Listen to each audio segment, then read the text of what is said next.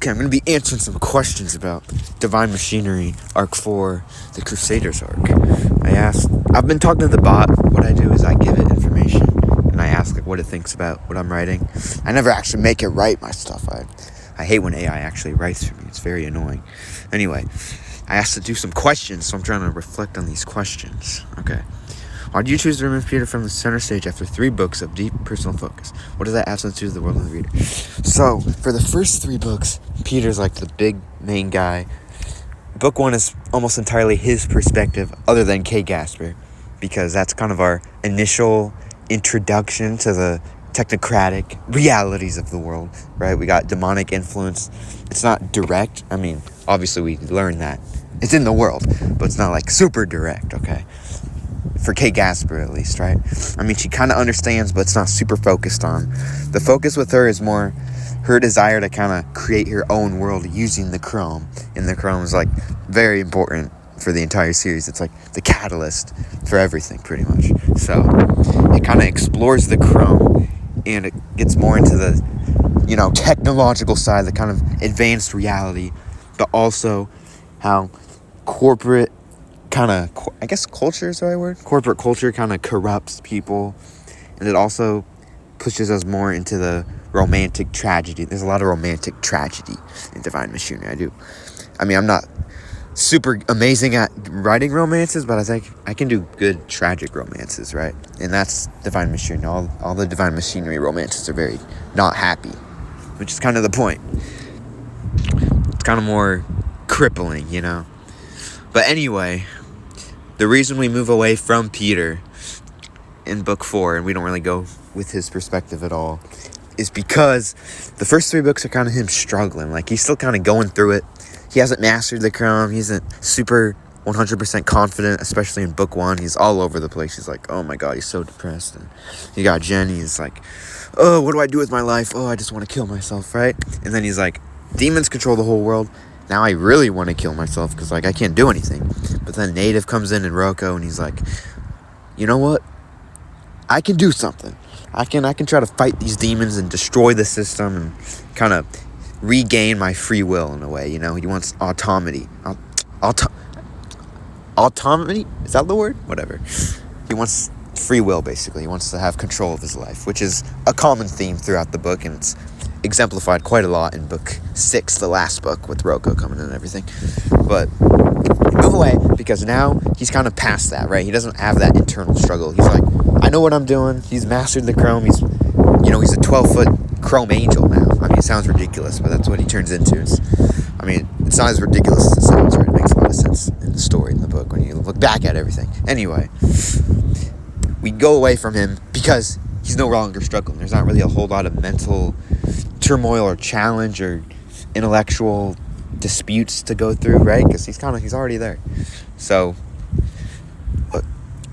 dumbed down, there's just not that much to do with him right now. Until the last book. The last book, he gets his shine and everything. Y'all know what's going to happen, right? It's the final book. But right now, he's kind of in a place where he doesn't really have any personal things to do. And Divine Machinery has a lot of focus on, psychological intent, psychological states, the way the characters think and why they do what they do. I like creating characters, and I like studying I like going into their brains and seeing why they do what they do. And there's really not that much to do with Peter in that area, which is why he's kind of pushed back. He's more of a force of nature right now. And it lets us focus even more on the world, now that Peter's kind of this ascended force of spiritual despair, I guess. So we're kind of enlarging the cast and looking more at the grounded level, seeing what happens. How does the shift in POV from Peter to a broader political cast reflect the evolution of stories? Over the course of the story, you can notice the scope of everything kind of increasing, right? We start with Peter. He's one guy on the street. He's struggling. He's not doing good. And then we get, there's this bigger rebellion going on. And then, Kay Gasper and G-Day, and we got 1 million people dying, And then book 2, we got this virus that's going to take over the whole world. And then, boom, book 3, we're taking over the Saints Ministry. It's got 4 billion Christians in it, and we're taking that over. And now we got the church state of Mikurami, which technically, population-wise, is on a smaller scale. The nation only has population of a couple 100 million. That's how I envisioned it. So it's not billions, it's millions. It's still a lot though. But the point is, we're moving from institutional forces of control to like actual governments, right? Which is also what book 5 is going to be more like with Forseti. He's kind of on a larger government scale. He's trying to take down the entirety of Native. And we also are going to explore the political landscape of the Union a lot more, exactly the way that the political landscape of Mikarami is explored in book 4, this book. So, and then book 6, obviously, book 6, it's the last book. So it gets even bigger than this. Are you writing this arc as a crucible for humanity or a mirror to Peter's lingering influence? I don't think lingering influence is like the right term, because he's kind of an active influence, right? Like, he's doing stuff right now. We got a bunch of people in the Union. Pretty much, he's made this image where he's an angel. He's turned himself into an angel, an unnatural angel. But a lot of people assume he's like a literal angel sent down to the world. Right, at first he's kind of more human. You could see him in exosuits, and now he's like an actual angel. So that's kind of the image he has cultivated for himself with help from Delvis and Elias, who are, the big Saints Ministry guys who he teamed up with in book 3. Political crucible humanity. I suppose it could be a crucible for humanity, but more on a smaller scale. It's not like a global thing yet. That's more book 6. This is more like, I guess, a theocratic crucible for kind of the royal system, like nobilistic kind of organizations, that kind of run stuff. It's more a crucible for that and that general system, which I'm not trying to do like a critique on that, because obviously we don't even do that much anymore. It's not really a big thing. Democracy is kind of the big thing now. So I'm not trying to criticize theocratic government or theocratic rule. It's just more an interesting setting for the story, given, like, it does follow Christian, like Christian belief, Christian lore, for the most part. Obviously there's some branching things, right? Because, this would not be happening in the Bible, But it's based off of a Christian foundation, so it's only natural to eventually explore a Christian-controlled nation. I just feel like it's a natural way of doing things. And it's not that, I hate Christianity. It's not a book about hating Christianity. It's a book about just seeing the flaws that come with demonic influence, especially in religious settings. Because obviously, demons are going to be targeting those even more, because they don't like God, so they want God's stuff to get, screwed up. So, atheist or Christian, they're both screwed. They're both not doing good. Neither one is really better than the other in this situation, because they're all corrupted. How conscious was your decision to structure this book more like a political thriller or spiritual war chronicle rather than a character-driven fall? Well, honestly, the past 3 books have all been very individually focused, Like, you'll have 2 main characters. Book 2 is Forseti and Peter, the 2 main characters. And Harlow, 3 main characters. So I kind of always split it up. There's always a focus on the individual, right? Like, when I split it up, I focused on 5 characters in this big group. It's more focused on one character, and then the other part focuses on another character, right? So I try to keep it smaller scoped, at least on the psychological level. So we really delve into, like, specific people, what they're thinking, why they're doing what they're doing. But this one is it's natural that as we kind of move forward, we're moving forward in the world. We're going from the Union to foreign affairs to these big governments and everything.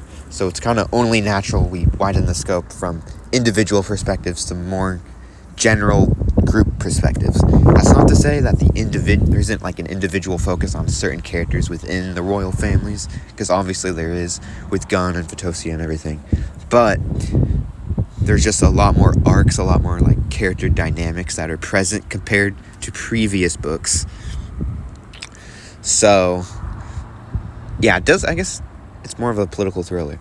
Also, I have been wanting to do something like this for a while, right? I do notice that a lot of my previous works don't have huge, massive casts. This has the biggest cast by far. We got like over 20 named characters. There's a lot of stuff going on. And also, I might be a little selfish, but I do kind of want to challenge myself. I haven't done anything like this before, so I would like to see if I'm capable of it. And obviously I'm not. If I'm not, then I can just go back and I'll, redo stuff and everything. But I feel confident so far. Everything's pretty good in my mind. We did 10,000 words of setup and lore and character explanations and everything. So I feel like I'm very well prepared. I've never done that much background setup before the actual outline itself. So I feel very confident. I think I'm doing pretty good so far. We're only 4 chapters in. I mean, I'm not done with the 4th chapter outline yet. But first 3 chapters, I feel pretty confident with them. They're all pretty good in my opinion. We got good setup, good world building, good explanations and setup and foreshadowing and everything. It's multi-layered. I like to make my stuff, at least this is more multi-layered than almost anything else before, in my opinion, which is kind of, it just has to happen, right, considering the scale of everything. So yeah, it is more interesting. I just wanted to kind of try this out, and of course it's not like I'm just doing it for no reason. There's a lot of thought behind it. Everything does make sense. Everything has a purpose. Okay, I have all the arcs in my brain already. Okay, I'm not freeballing this or anything. We're going somewhere. There's Peter's absence, and it's kind of more of, a big circus, a big party. We get a lot of choices. If you like this guy, then he gets his own thing. If you like her, she gets her own thing. Everyone's kind of got their own thing going on. So everyone, gets something they like. Not to say everything lowers in quality because I want quantity over quality. The quantity is quantity, if that makes sense. Anyway. Does Peter's absence create a power vacuum within the narrative? And 2, if anyone truly feels it. I don't think, no, there isn't a power vacuum. The way I've set up the story in the Saints ministry, when the vacuum was created, Peter basically stepped in like the nanosecond it existed, right? Because all the Saints are dead now, other than Elias. So Peter, Elias, and Delva step in after they kill the Saints, and the vacuum is kind of filled immediately before it can be an issue. So no, there's not really a power vacuum to be filled at all, at least currently. Themes and philosophical undercurrents. If Peter's becoming a myth, what does this arc say about the price of becoming a symbol? Well, I think this one's a pretty simple question. You lose your humanity. Obviously, the chrome is a divine force. It's made from the nails of Christ. But, of course, it's been corrupted. K. Gasper engineered it. Now it's this liquid, living god metal, basically. It dehumanizes you. It pushes you. It lets you kind of do what no one else can really do. It's like unlimited power from Star Wars. Star Wars, unlimited power, in a way. But obviously, it was very hard to attain that. And on the path of attaining that, Peter's basically lost all sense of individuality. He's kind of just a force now. He's smarter than anyone. His senses are crazy. He's like a spiritual being in a sense, really. So we kind of see, I feel like it's less about the price of becoming that and more the journey that happens that causes it to happen, right? Because everything he goes through in the first 3 books, it's more the first 2 books. Book 3 it's less suffering for him. It's more establishing himself onto the path of the Bladed Angel. So I don't feel if Peter's becoming... Yeah, I think that's my whole point. How does the Crusader arc interrogate the concept of control over nations' history and even spiritual destiny? Does the Crusaders arc interrogate the concept? Well, it's kind of a general thing it does throughout the entire series, which is questioning the reality of power and the structures that kind of led to the current systems of power. And, it's explained very early on in book 1, that system of power was allowed and regulated by demonic influence, by demonic creatures themselves. So it's pretty much just saying there's a lot of corruption going on, and there's people who support that and also people who oppose it. But opposing it is very difficult because the whole world is pretty much governed by these things. So it's either you kind of go all the way or you fail and you don't try at all. So it's kind of the natural conclusion that Peter ends up doing what he does, He goes crazy. It's got to just destroy everything, man. You can't save it. It's everywhere. So that's the conclusion he gets to. It's what he does. Do you see the chrome as a metaphor for something spiritual or something terrifyingly human? I see the chrome more as a metaphor of just spiritual corruption, I guess. The kind of... What's the word? I'm blanking right now. It's another word for... flipping a good thing into a bad thing. I can't remember the word right now. Right? Because the chrome is supposed to be like a holy thing. It was a holy thing. It's a very holy artifact, Like our Lord and Savior. The things that kind of pretty much put him to death are turned into a weapon. So just that event in and of itself kind of explains the point of, how we're always corrupting things. And that I see as more of a human part. It's not really a demonic part. Because, that's spoilers. I can't say that. Never mind. Moving on before I say something bad. How do you want readers to interpret the collision between ancient faith and post-human transcendence? Well, I want them to kind of see, everyone's up to their own opinion, right? You can come to your own conclusions, of course. But the way I see it is that both of them are bad. There's not really a good side in the current world, right? Everything's pretty screwed up. That's why Forseti's kind of ideological rigor to kind of preserve something, to fix something, to not have to destroy everything, just to build something that might also just get destroyed in the future, is so enthralling. At least for me, I find it very engaging, his arc, which is not in this book, it's in the next book. But I do like Forseti. He's a very good character in my opinion. But yeah, neither are good guys. It's kind of hard to root for somebody here. So you're kind of in the middle, right? You're like, this guy, he's kind of super evil, but these guys, they're not really doing much better. And in the end, you don't really feel that good in the end. You're not really supposed to feel super happy about anything. Is this arc a warning about blind devotion or a call to radical transformation?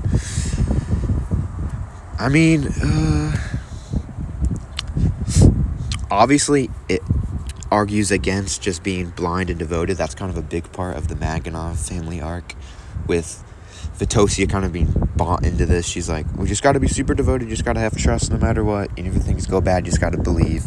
I don't really think that's good. You should still fight for stuff. Like, if stuff goes wrong, you shouldn't just be like, oh, well, things happen, and you're supposed to kind of do something about it. You don't just be a submissive dog and just get hit all the time. You got to bite back.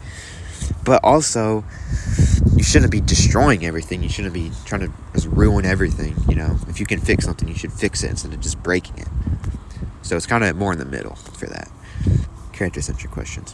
Which character's arc in the Crusader storyline surprised you the most while writing it? I don't know. Is surprised like it? I wrote it. I'm not sure if anything could surprise me since I wrote it. Actually, no, I'm right. He's wrong. This is right. I'm wrong. Surprised me the most? I think Gunn's arc. I created it. It's kind of hard to determine what being surprised means, but I guess surprised by my own ability to write a certain arc. So I guess it would be Gunn's, because he kind of takes on, it's very rare. There's not a lot of people who actually get a peaceful resolution or a solving of their own internal traumas, but Gunn does kind of get that to a certain degree by the end of this book, and at Extension book 6, he has a small presence there, but it's kind of the end of his whole arc in book 6, sorry. So I think that's the most surprising, because he kind of does get an amount of internal peace. It's one of the few moments, especially that'll be in book 6, where something, objectively good kind of happens to somebody, right? Not objectively, but it's better than what's happening to everybody else. Do you feel Devils as a tragic figure, or is he still more redeemable? I don't think I see him as tragic. Tragedy is kind of a sad, this shouldn't be happening to somebody. This is unjustly occurring to somebody who should not be going through this. So I wouldn't say he's tragic, because he has made his own choices to a certain degree. His backstory is kind of more basic too, right? There's not a whole lot of tragedy going on. I guess Elias, there's some trickery going on there. But I don't see him as tragic. I see more, he's kind of his own guy. He chooses to kind of be extreme in the push for Peter's domination to take over Mikurami. Of course, overall, as we go on, he's kind of I don't like what Peter's doing right now. I feel like this is not the right thing.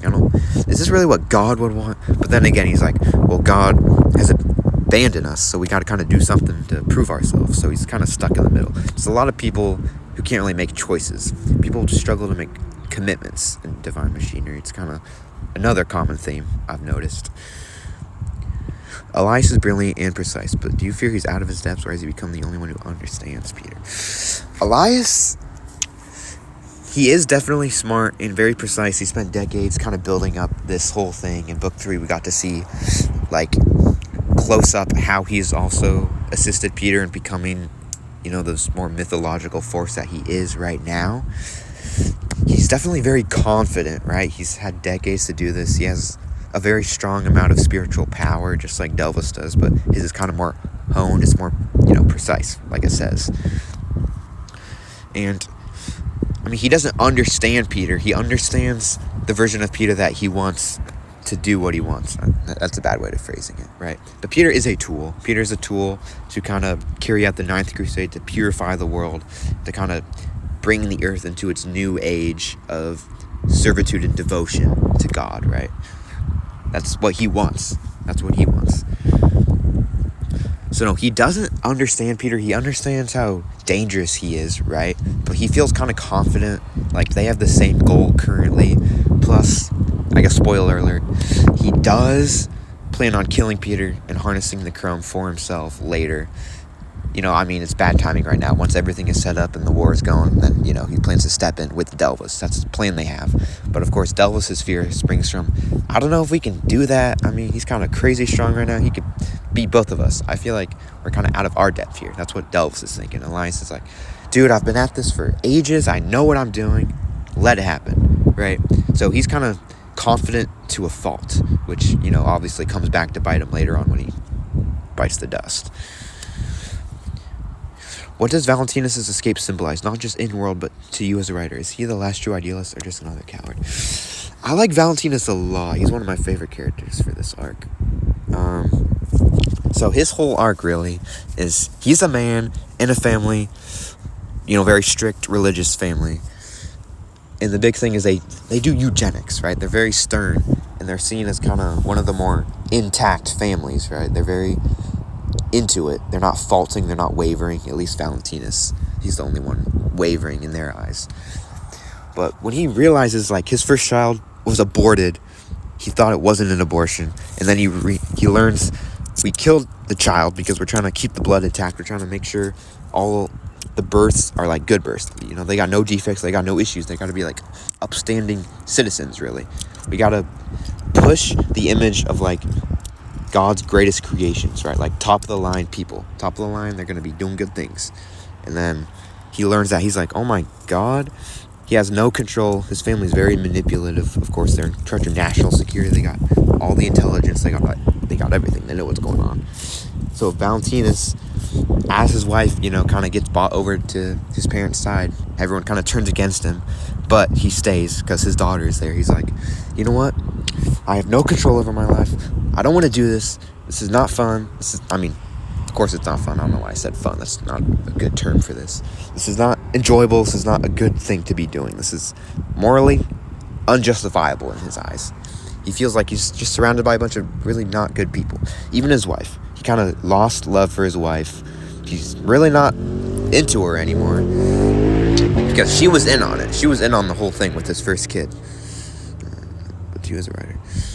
So, of course, this is more questionable, but he has an affair, and he gets another woman pregnant, so his next child is on the way. His family has no idea about them, but he's staying. He wants to try to buy Valentina over to his side, right? He wants to bring her with him. He's like, they're screwing you up. He knows what they're doing to her. He tries to fight it, but, they're really good at what they do. So, he's not really doing good progress on getting his daughter over to his side.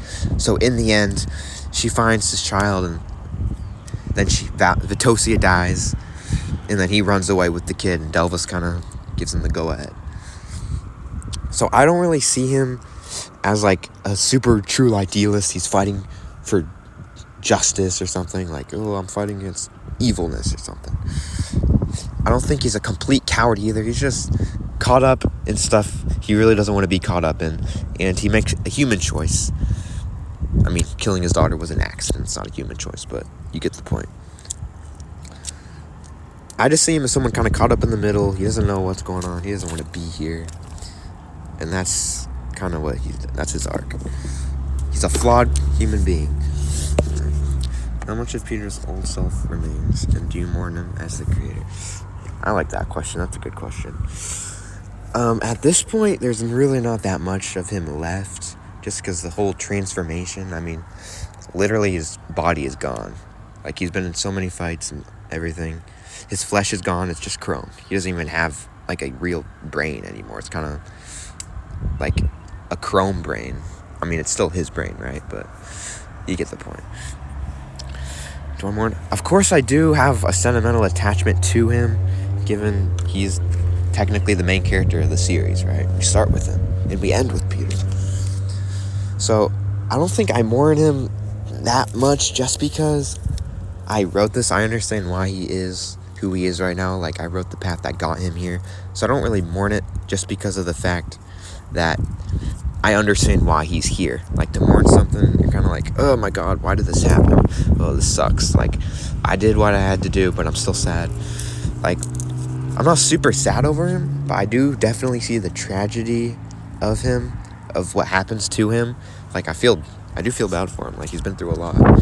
Of course, I've implemented some of my own characteristics and experiences into him just to make him a better character, because I know those experiences firsthand. So, of course, that part does come into play, and I see that, and I'm like, oh, yeah, that's rough. That sucks. Yes, I do feel kind of bad for him, but I love his character arc. I'm very confident he's doing exactly what he needs to be doing right now. But, yeah, I do feel bad for him. You know, he's in a very tough spot in life. How do the Crusaders' arc's political maneuvers escalate the spiritual war at the heart of the story? Well, that is kind of the heart of the story, is the political maneuvers and warfare that happens in this.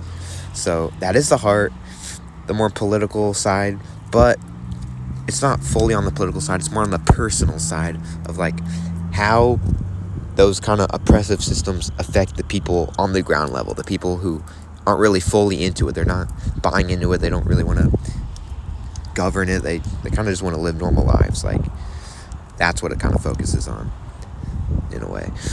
What does Megurami represent to you as a nation? Is a utopia being corrupted or a broken machine being repurposed? Megurami, spoiler alert, I guess, is not a utopia. It was never meant to be a utopia. It was established as a system meant to kind of push strength. I mean, the founder is Cain, right? The Holy Vicar, spoiler alert, he's Cain, from Cain and Abel. And he is sort of, in a way, aligned with parts of Elias's belief, right?